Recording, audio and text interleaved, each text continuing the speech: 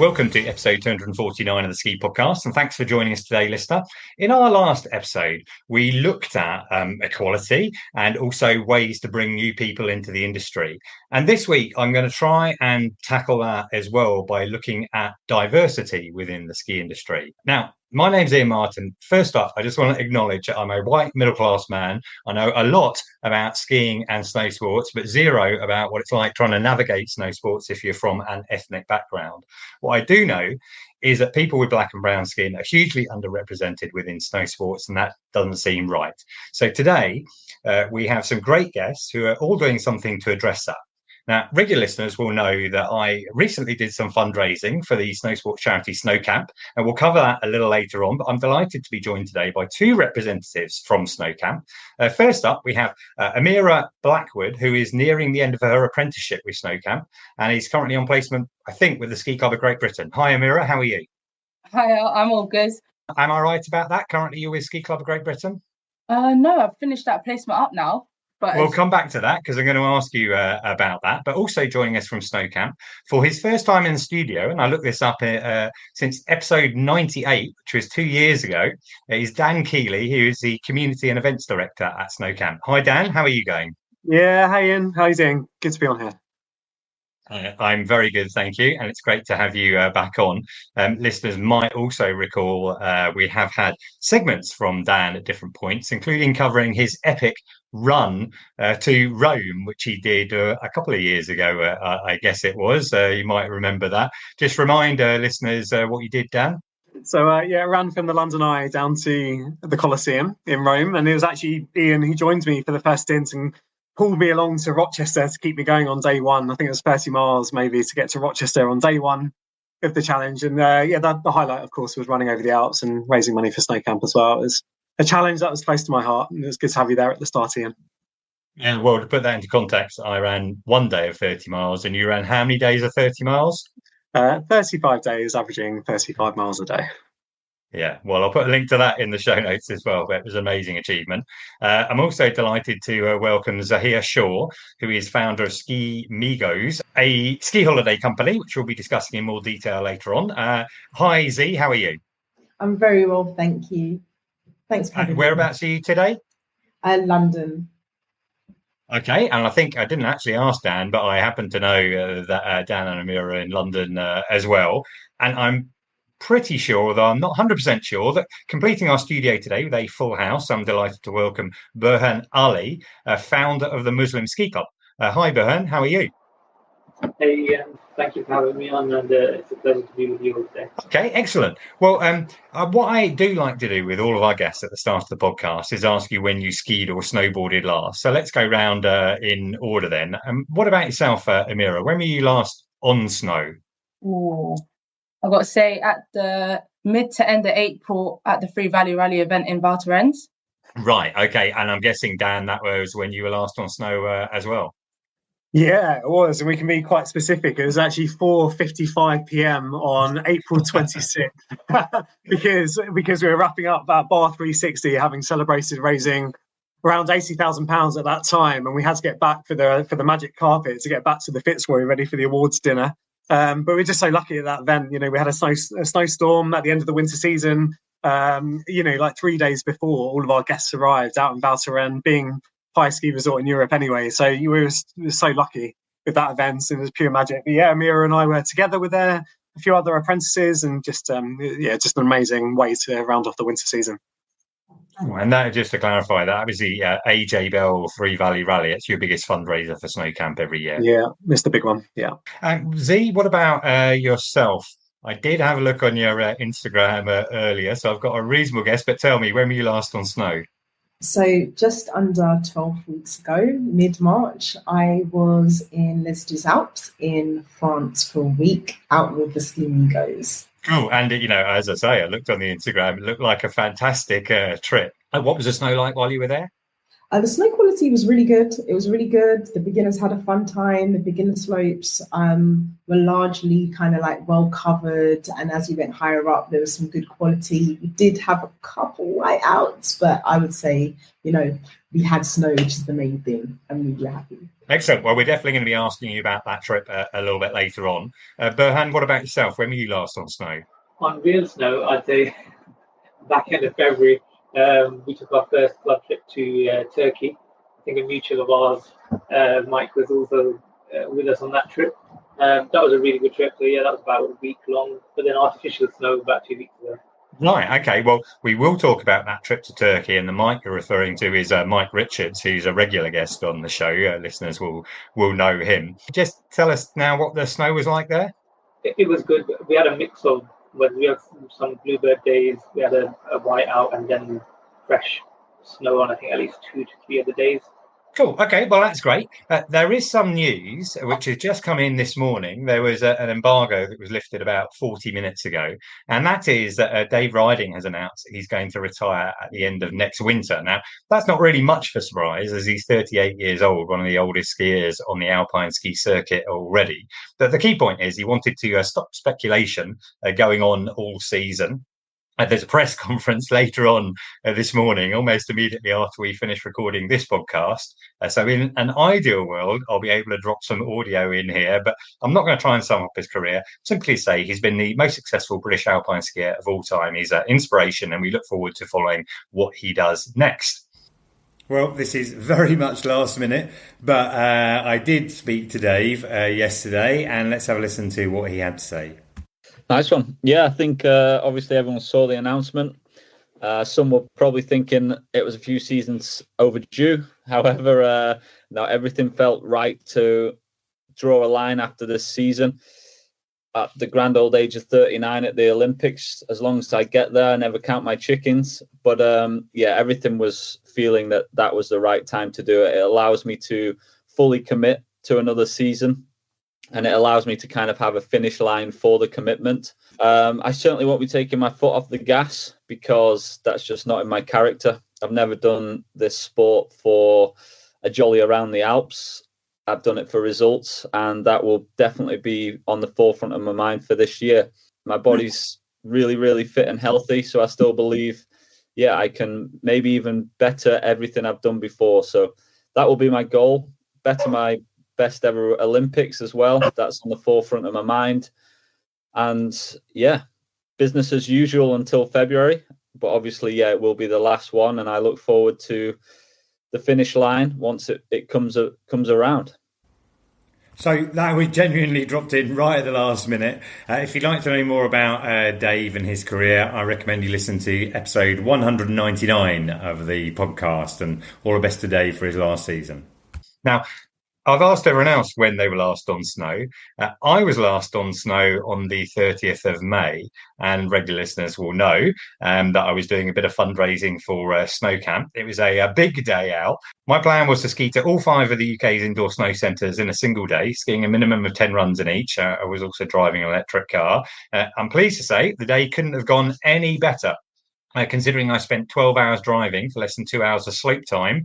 I went to Tamworth Snowdome, Chill Factory Manchester, Snowzone Yorkshire and Castleford, Snowzone Milton Keynes and Hemel Hempstead. I've written up a blog post about how the day went, and I'll put a link to that in the show notes. But I'd just like to thank the many, many people who've donated since the last podcast, including all of those from the Snowheads community. Total is currently running at just over £1,600, and if you feel inclined to add to that total, there's a link to the JustGiving page in the show notes. Now, the point of that day was to raise funds for Snow Camp. And we have 2 people with us today who can give us a much better insight into what that charity does. Firstly, I wondered if I could start with you, Dan. Could you just give us an overview of what Snow Camp does with the money, let's say, you raise from the AJ Bell Three Valley Challenge and, sponsorships like this? Yeah, of course. But before I do that, I'm just going to thank you, Iain. So £1,600 raised with your challenge will fund 16 new young people onto our beginner programs this summer. So, that doesn't happen without the likes of your support. So thank you. Yeah, Snow Camp. Well, we love what we do. And I've been involved for 13 years now. I'm the Community and Events Director. The charity was founded back in 2003. So we're 22 years old. And it started with taking 13 young people out to the Alps and use the para-skiing and snowboarding to broaden horizons, break down barriers, and use it as a really powerful youth work tool to engage these young people that were just struggling in many different ways and use it to develop life skills, qualifications and job opportunities. But we knew from that first trip that there was something really powerful here as a leveller. It was an environmental shift away from the challenges that they were facing in their daily lives in Camberwell at the time for those 13 young people.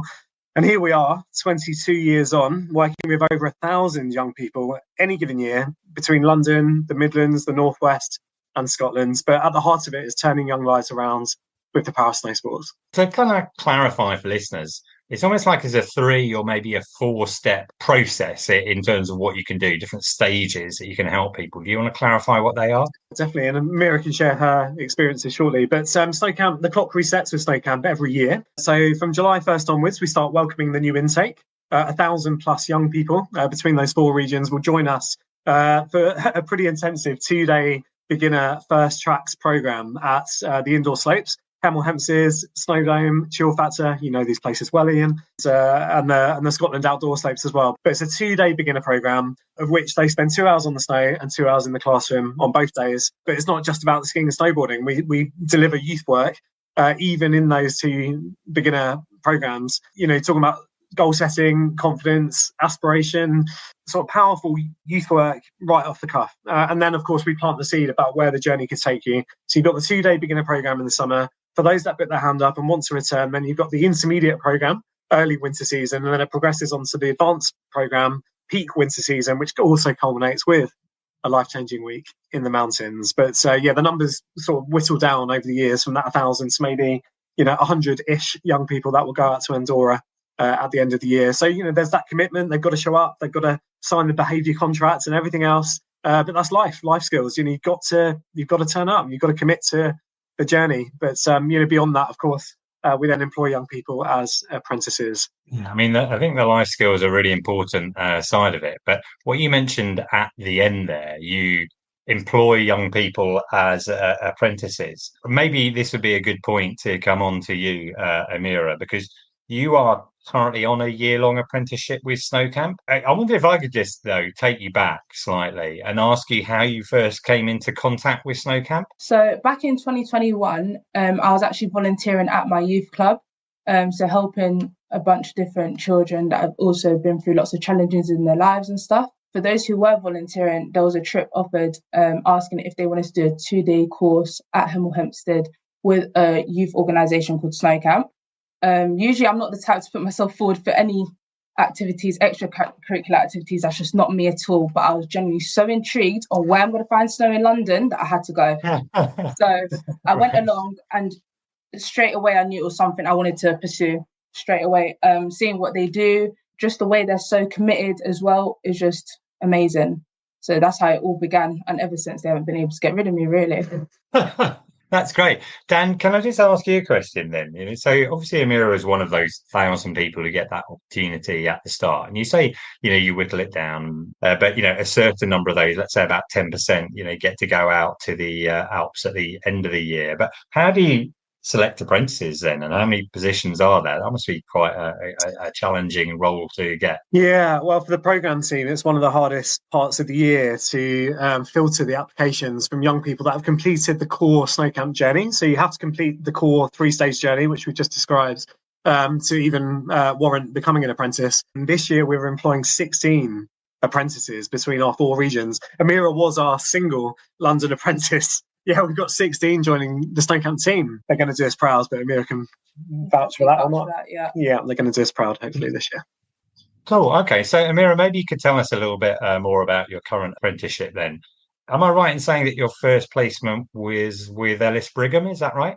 Yeah, that's right. And after I've completed my apprenticeship placement, I then got offered a job there. So I'm still there till this day, and I was even there yesterday. Right, excellent. So what were you doing there then when you were working on that in your placement? Well, I was all around the shop, doing all sorts, sales assistants, selling goggles, helmets, just helping customers, recommending what's best for their ski trips that they're going on, and just giving advice, really. Excellent. I hope you were listening to the episodes of the Ski Podcast that Al Morgan and I did. They're obviously sponsored by Ellis Brigham. Yeah. But we had various staff members on giving some audio. Maybe we can have you on when we do it this winter. You've just finished at the Ski Club of Great Britain, haven't you? What was it like working there? Well, I was doing the more marketing side of things. So I'd say overall it was so interesting to see like what else goes into snow sports off snow. So seeing it from more office-based things, doing the 9 to 5, working on the ski club website, listening to, you know, all the intel that they're getting from all these other people to make these trips happen. I mean, we had on the last episode, we had James Gambrell, who is the COO of the Ski Club of Great Britain. And we talk about, you know, bringing different people. They've got a campaign going on with Snow Sport England at the moment to bring new people into the sport. You talk about the trips. Were you involved on the Fresh Tracks programme? Is it to do with that you were working on? Not so much the programmes, but more just watching from the sidelines, seeing how it all runs and works. Oh, and you mentioned that you finished that now. So are you back to Ellis Brigham? Basically, that's your job now, is it? Yeah, just finish it up. All my placement hours soon, hopefully maybe moving on to a new placement. We'll just see how it goes really. But I'm staying at Ellis Brigham for now, yeah. And we were talking about life skills earlier. I believe, I'm not 100% sure about this, but when you were out at the AJ Bell Three Valley Rally, you did a presentation to explain your journey. Is that right? Oh my goodness, the scary speech you're on about. Yeah, we did. Building up a lot to that moment, but glad I did it in the end. So how big was that audience that you were talking to? Yeah, well, we had 18 teams at this year's event, 18 teams of 4, plus a whole bunch of non-competing guests who were with us at the hotel this year. We had all the staff in the room. Then we had Shemi, we had Jenny, we had the Bell family. So it's pretty intense, and it is it's really the best part of the event. You hoon around the mountains for 2 days, but then you all come together for the awards dinner. The last thing we do before we announce the winners, highest fundraisers and the winners of the actual challenge, the real highlight is hearing from these guys. And even, I was crying at the back, and, I was one of many in the room. It's pretty powerful. And, we take it for granted as a staff team, let alone everybody, joining us and perhaps hearing about Snow Camp for the first time. And Amirra's the best ambassador, really, for why we do what we do. What was it that you said that got Dan crying then? Well, mainly just all that Snow Camp have done for me, how the journey all started, where I am today, and what they've, provided, all the opportunities I've received, how they've turned my life around as much as, I can't thank them enough, really. And, I understand you've got the bug and maybe you'd like to work a few ski seasons now. Is that right? Oh, yeah. Hopefully that is the next step. Hopefully this season, this year, possibly. Well, I can tell you, I did 6 winter seasons, so I can tell you it's very addictive. Once you get out there, it's hard to stop. You never know, you might, end up getting the bug completely. But that is brilliant. So that's really good to understand a little bit more about Snow Camp. And listeners, will know that I've been talking about it quite a lot recently, and we can kind of see what they do. Oh, okay. Well, that's excellent. Thank you very much for sharing all of that. Now, today's episode, we're looking at increasing diversity within the ski industry. And one of the reasons I wanted to ask Z to join us is that her company, Skimigos, is doing just that. You mentioned that you were out in Les Deux Alpes in March. How did that trip go? It was brilliant. It was absolutely brilliant. We had over 100 people attend. We took over a hotel. We had it to ourselves.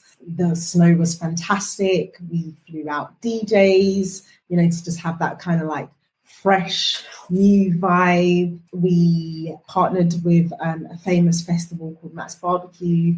They held an event.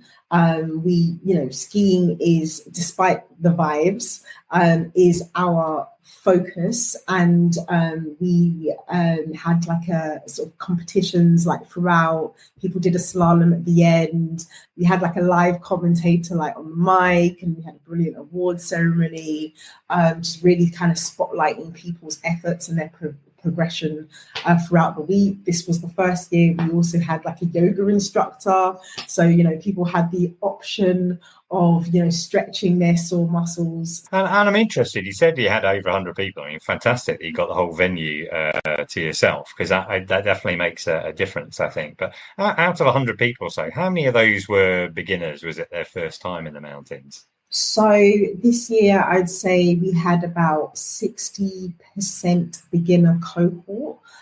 Previously, it's actually been higher, but we've kind of got returnees and they're progressing. That's so great. Now we have a growing cohort of intermediates as well as advanced people attending. Oh, and let's take you back a little bit, Z. What prompted you to set up the company? Because I think when I was doing my research, it looks like you did your first trip in 2019. Yep. So I was really fortunate growing up. My dad was part of the first black ski club in the UK called Ski Fest. And he went on their first trip in 1996. And, he went out on slopes, saw all these kids whizzing down, as young as 3 years old, and was like, what the hell? But at the same time, like, super impressed. He thought he'd love us to have that experience and opportunity. And despite, the advice from everybody around him, including people in the ski club, he decided to bring us the following year, so 1997. I was 7 years old and my brother was 4 years old. And, we got the opportunity to go annually. We were really, really lucky. And I always wanted to share that with my friends, hence Skimigos, being ski friends. When I was at uni, I actually found it really difficult to persuade my friends to go. You're living on a shoestring. And, there's this thing called skiing that no one in their community has done, except for Zahia, who's the weird person. And, I'm trying to get them to spend their lunch money on going skiing. It was really hard. But then with the development of social media, which is now providing a window into that world so people can actually see what's happening. It was easier to say, come on, let's go. You've seen it. You've seen, a couple of videos. And also, my network was getting older and they had a little bit more spending power. And in 2019, I managed to kind of round the troops and we got about 30 people together. Where did you go on that first trip? So we visited Meerhofen in Austria. And then obviously COVID got in the way. But I just want to track back slightly. I mean, you mentioned about some of the objections that people come up with and how social media has helped. And again, I noticed on your social media, you tackle a lot of those things, directly. Skiing's dangerous or it's too cold. And you're actually, literally dealing with those things and trying to educate people like, hey, it's not all like that. Yeah, exactly. So it's like over the years, as you said, it's too cold, it's too dangerous. I'm the first son in my family. If anything happened to me, what would I do? It's not for people like us. So, through social media, we're able to show people, one, these stereotypes and these myths are not true, and two, how they would go from, an absolute novice to having confidence in, going down a ski slope and being a skier and being able to do it with their friends or being able to take their families. Yeah, I think it's a phrase you mentioned there, not for people like us. I mean, I think that's one of the whole issues of maybe what we're trying to tackle here, because maybe I should ask you, why do you think representation is important? If you don't see it, then you don't believe it. You don't think you can do it. It's an interesting one. So by, say, advertising only to one demographic, you are unconsciously signaling to others in that belong to different class groups or different demographics that it's not for them, or they wouldn't fit, or they there's going to be some kind of friction. It's not a space for them. And that's the importance of representation. If you see someone like you, you think, oh, it's like an unlock in your mind. Oh, I could do that. And part of the reason why we choose resorts that are kind of catered to beginners, intermediates, and advanced is so that people in Black, brown, even working class communities, so they're not Black or brown, but they're working class communities, they attend and they create like this kind of standard for people who are beginners. Like, oh my gosh, I didn't realize that someone like me could like be this good. And they also, provide a lending hand as well. They're super supportive. They take the beginners out in the afternoons, and we see that kind of acceleration and that kind of that investment in wanting to pick this up as a hobby and keep doing it. Yeah, and I think the work that Snow Camp does in terms of addressing the concept that this isn't for people like us. If people know someone who's been skiing, they know someone who's been to a snow slope, think, oh well, I know my friend did, or my friend or a friend, they were talking about it, and I did this as well. I also noticed that the apres does look off the chart. DJs out there, looks amazing. Yeah, no, thank you. I think I want to say that in the ski resorts in many ski resorts, not just the ones that we visit, that Apres is fantastic. What there is to do already in resorts is amazing. But one thing I noticed personally all over the many years that I went skiing was that the same music gets recycled. It's very kind of low effort in a lot of places. And it's like, why, it started with me having an idea of just kind of asking one of the people in the group who's a DJ, hey, like, if I can get you a spot of club, could you play? It would be lovely to just have a bit of sort of freshness. London is like a cultural powerhouse. We're exposed to all of this culture, foods, genres of music. Like, why can that not exist in the Alps? And so, that's some of the magic that we create when we go out there. To me, that looks evident. And I kind of know what you're saying. There's certain mountain bars where people go for apres-ski where they do seem to churn out a lot of DJ Otzi and Living on a Prayer and stuff like that. Folly Deuce is a bit different. That is pretty vibrant. They do an amazing show there. But I like that idea of bringing something different in. What about next year then? You went to Ladies Alp, you've been to Meyerhofen as well. Do you have a trip planned already for 2026 or multiple trips? Yes, so at the moment in the diary, we've got Les do Alpes. So at the moment, we've got one kind of flagship experience. And at the moment, we're kind of channeling them through this one experience, and it would be nice to kind of expand and serve them more. So there's an element of it that's about creating connections, and those connections are hugely powerful and serve as lifelong bonds. And we've seen that just occur naturally in smaller groups, which kind of foster this intimacy. And so we're thinking about ways that we can retain that. Cool. Well, I look forward to following the continued growth, because I think, again, I can't remember where I read this, but you kind of doubled in size on the first trip and then, increased it again 25% for the next one. So if that growth continues, I imagine you'll be running your own festival in the Alps somewhere in a couple of years' time.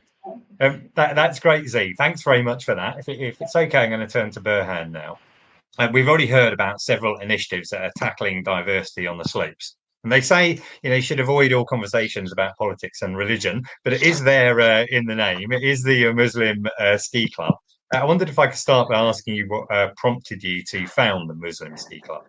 I went on my first ski trip two seasons ago now. I went with a nice large group and we had such a great experience out there. We were in Porto Soleil, so Morzine specifically. As we all know, that first time you stand at the top of a peak of a mountain, right? It's a different experience when you're looking at all the snow-capped mountains, and it's a feeling that you can only describe to people who've actually been there.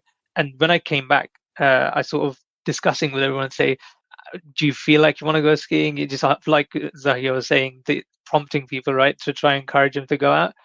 But actually, while I was over there, I had this sort of premonition or vision, you can say. There are, like you've mentioned already, underrepresentation on the slopes is not hard to spot. I don't see that as a problem, but I also see that as an opportunity, right?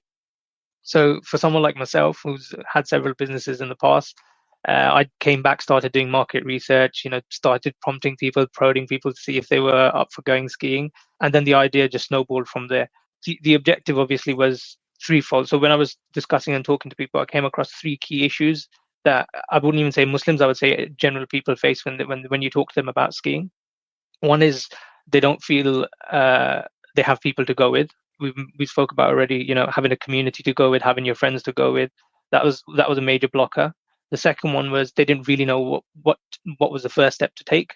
Although I live about 20 minutes from the snow centre, most of the people that I spoke to in Bedfordshire and Luton, they've never heard of the snow centre, and that's 20 minutes away. And then the third one is the sort of catered experiences, right? Like as a Muslim, I have specific prayer times that I want to stop.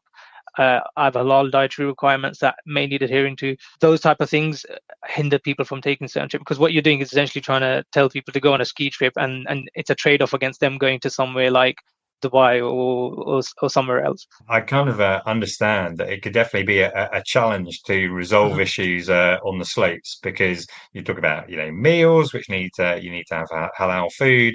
You're looking for an environment that is more alcohol free as well, which we're talking about. That doesn't always mix with what you might call traditional European apres-ski. Is that why you picked Turkey on the trip for this year? That's why Turkey was I guess the low hanging fruit to try and go there. They have partying in Turkey as well. Everyone knows this. It was more for the halal food, right? The catering side was probably a big requirement.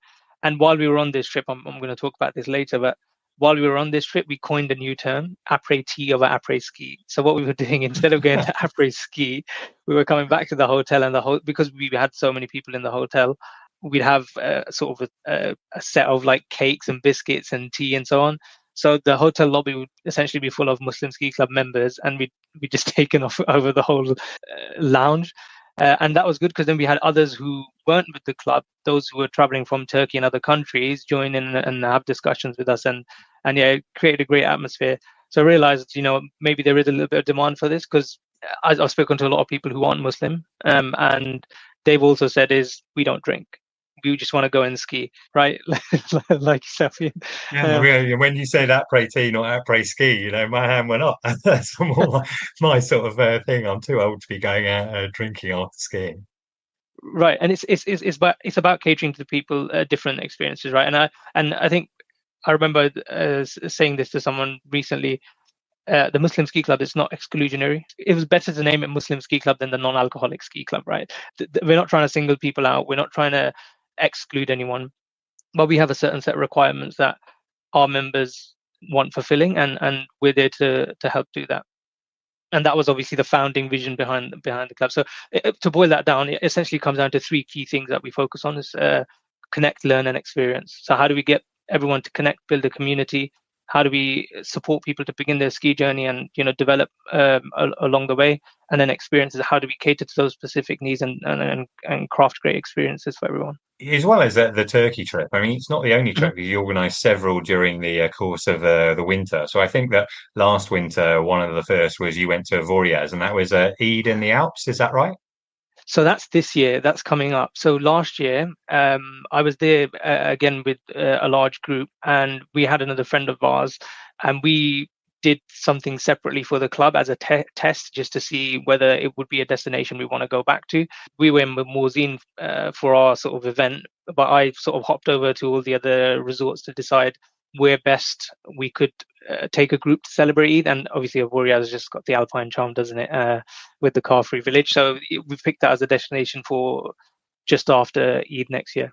Oh, and evidently you see that there's an increase in interest, because you mentioned that you have the Avoriaz trip booked in, and then also I saw on your website there's a trip to Blackwood in Spain planned as well. Yeah, I think next year is going to be quite busy. We've got 3 trips: Blackwood, Avoriaz, and we are probably going to go back to Turkey. I'm just finalizing the details on that. I think earlier you said that you live near the snow centre, and not many people have heard of that, even though it's very close to you.